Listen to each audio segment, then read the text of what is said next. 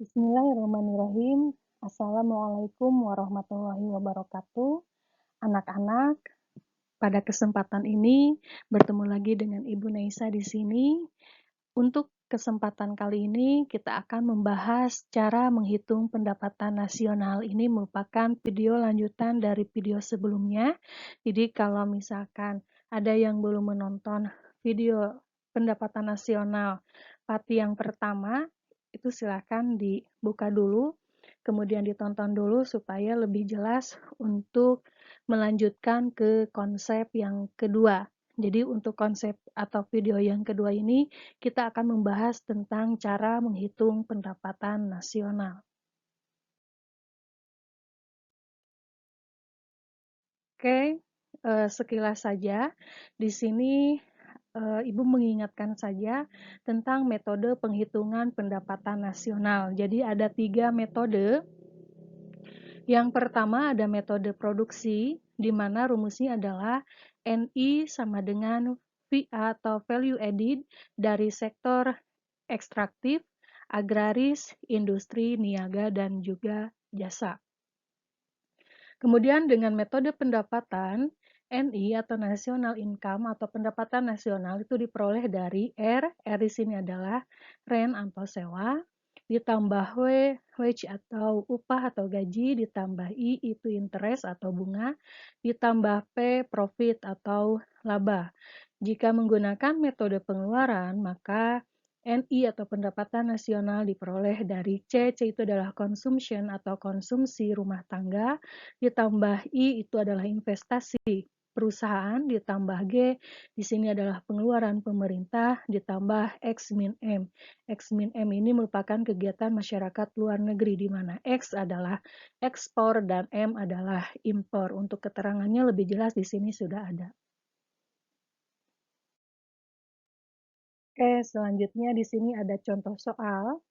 Kita akan mencoba menghitung pendapatan nasional menggunakan salah satu atau mungkin beberapa metode dari yang tadi sudah dijelaskan.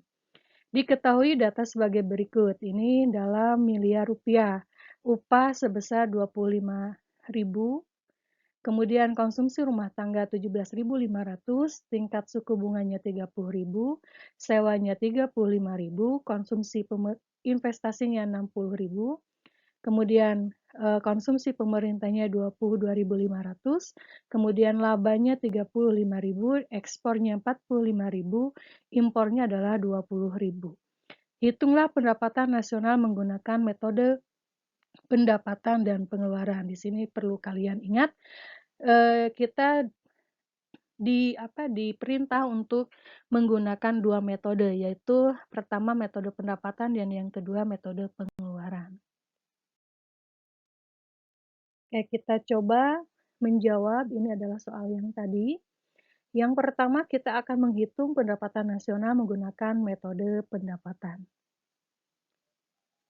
Tadi sudah dijelaskan bahwa menggunakan metode pendapatan nasional itu sama dengan R ini adalah sewa, ditambah W itu adalah upah atau gaji, ditambah I itu adalah tingkat suku bunga, ditambah P itu adalah profit atau laba. Kita tinggal substitusikan dari soal ini di mana R itu adalah sewa, ini sebesar 35.000, ini dalam miliar rupiah ya. Ditambah W di sini adalah upah atau gaji, upahnya di sini adalah 25.000. Kemudian I ini adalah bunga atau tingkat suku bunga, di mana tingkat suku bunga di sini adalah 30.000, kita substitusikan. Kemudian P di sini adalah profit atau laba. Labanya di sini adalah 35.000. Sehingga 35.000 ditambah 25.000 ditambah 30.000 ditambah 35.000 itu hasilnya adalah Rp125.000 dalam miliar. Kemudian yang kedua, kita itu dituntut untuk mencari metode pengeluaran. Sesuai rumusnya di slide yang tadi, pendapatan nasional menggunakan metode pengeluaran itu adalah C ditambah I ditambah G ditambah X min M. C di sini itu adalah konsumsi. Kita tinggal substitusikan konsumsi rumah tangga di sini adalah 17.500. Kemudian I di sini bedakan kalau I di sini I kecil, ini adalah interest, kalau I di sini adalah I besar. Ini untuk investasi perusahaan, yaitu sebesar Rp60.000. Ditambah G itu adalah government expenditure atau pengeluaran pemerintah atau konsumsi pemerintah itu sebesar 22.500 di sini.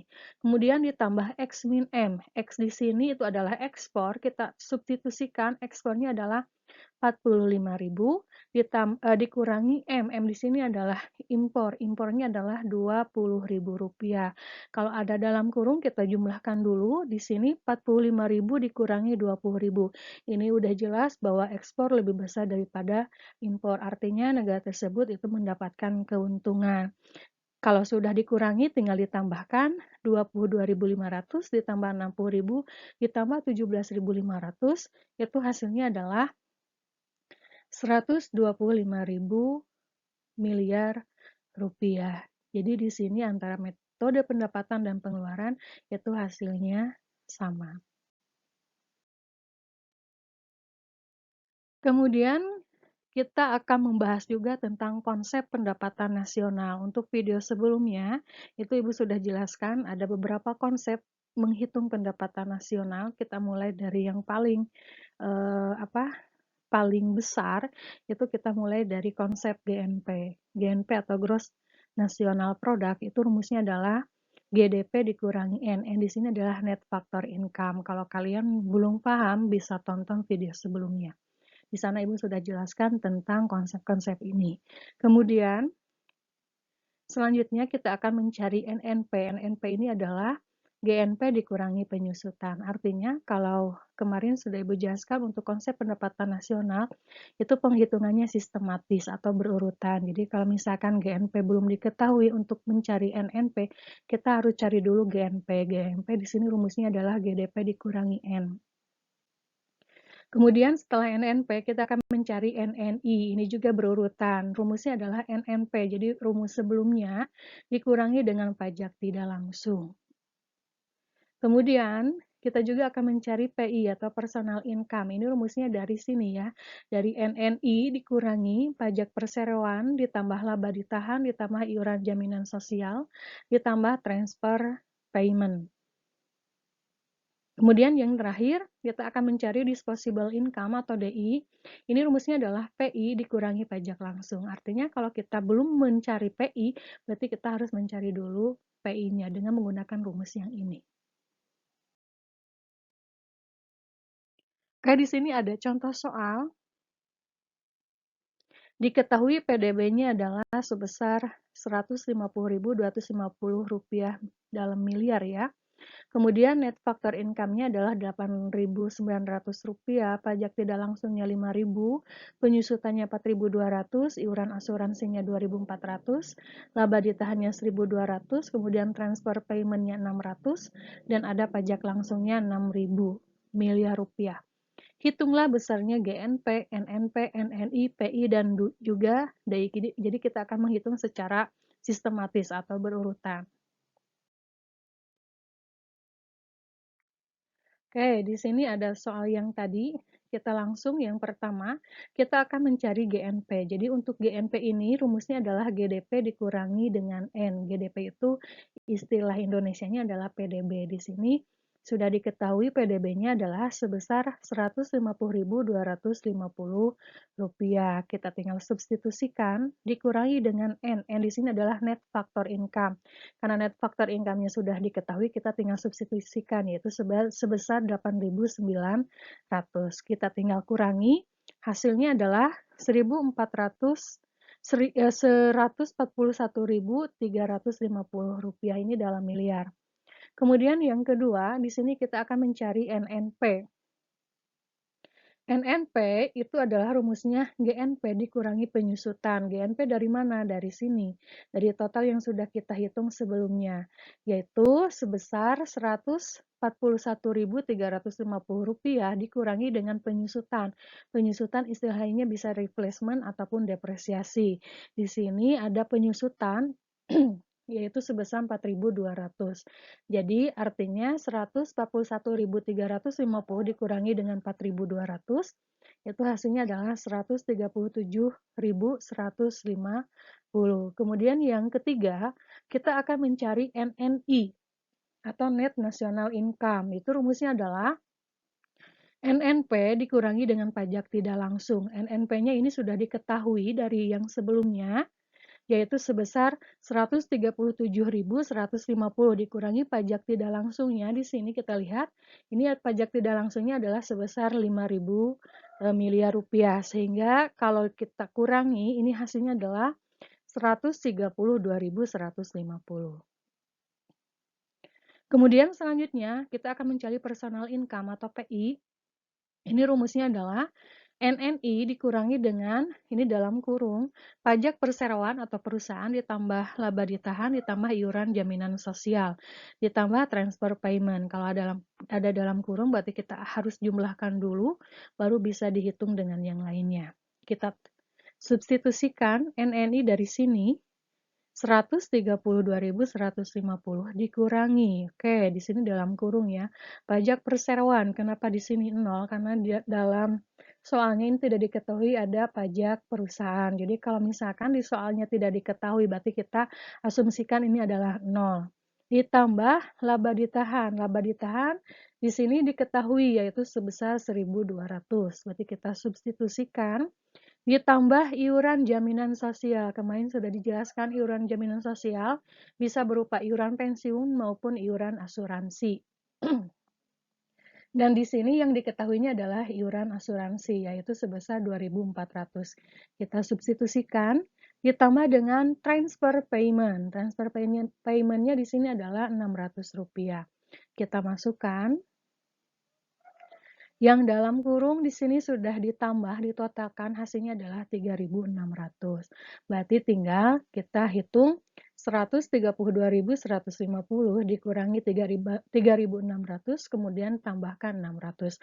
Atau bisa juga 132.150 ditambah 600, baru dikurang 3.600. Jadi hasilnya adalah 129.150.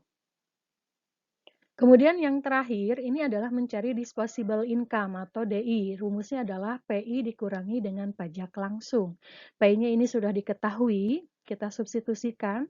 129.150 dikurangi dengan pajak langsung. Pajak langsung itu bisa berupa pajak penghasilan.